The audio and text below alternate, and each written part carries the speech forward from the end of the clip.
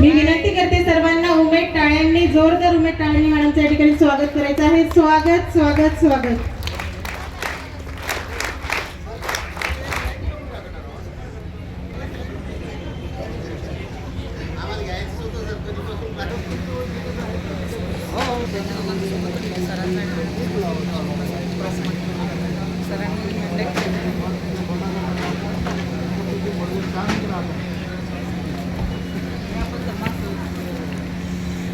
मी सुरू होत आहे.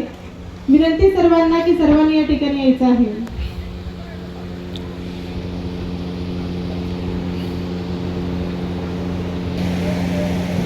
अधिकारी जिल्हा परिषद बुलढाणा, त्याचबरोबर श्री दाबरे साहेब, जिल्हा अधीक्षक कृषी विभाग बुलढाणा, त्याचबरोबर श्री राजेशजी इंगळे साहेब, अतिरिक्त मुख्य कार्यकारी अधिकारी जिल्हा परिषद धुळे, त्याचबरोबर सौ योगिता इंगळे मॅडम धुळे, त्याचबरोबर आमचे श्री पांडुरंगजी कोल्हे साहेब, प्रकल्प संचालक जिल्हा परिषद बुलढाणा, जिल्हा ग्रामीण विकास यंत्रणा बुलढाणा. आपण साहेबांचं, सर्वांचं, मान्यवरांचं या ठिकाणी स्वागत करूया. स्वागत स्वागत स्वागत.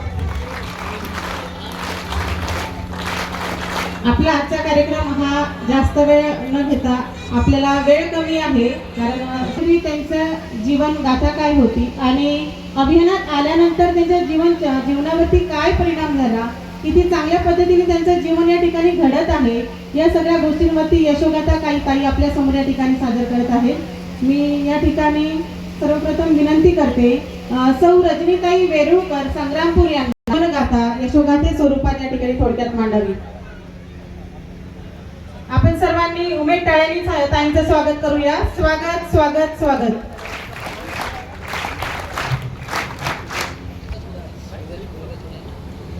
सर्वांना माझा नमस्कार. अभियानातून प्रत्येक वेळी कर्ज घेऊन मी हा व्यवसाय उभारलेला आहे आणि कापड उद्योगातून मी स्वतःच्या प्रोडक्शनपर्यंतचा प्रवास हा या अभियानातून केलेला आहे आणि या पेटीकोटच्या प्रोडक्शनमधून 100 महिलांना रोजगार मिळण्याची संधी उपलब्ध झालेली आहे. वेळोवेळी माझ्या कामाची सगळ्यांनी दक्षता घेतली. गाव पातळीपासून ते जिल्हा पातळीपर्यंत आणि जिल्ह्यापासून ते राज्य लेवलपर्यंत सगळ्यांनी माझी दक्षता घेतल्यामुळे आज मला हा माईक मिळालेला आहे. मी उमेद परिवाराची खूप खूप आभारी आहे. वेळेअभावी मी शॉर्टकटमध्ये माझं सांगते की आज मला खूप आनंद होत आहे की या सगळ्यांनी मला ही संधी दिली, कारण की ही संधी एक आपल्या जीवनातला म्हणजे अविस्मरणीय प्रसंग आहे.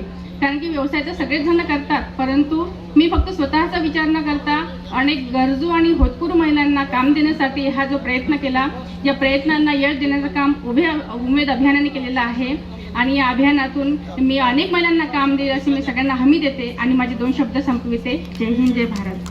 Thank you sir.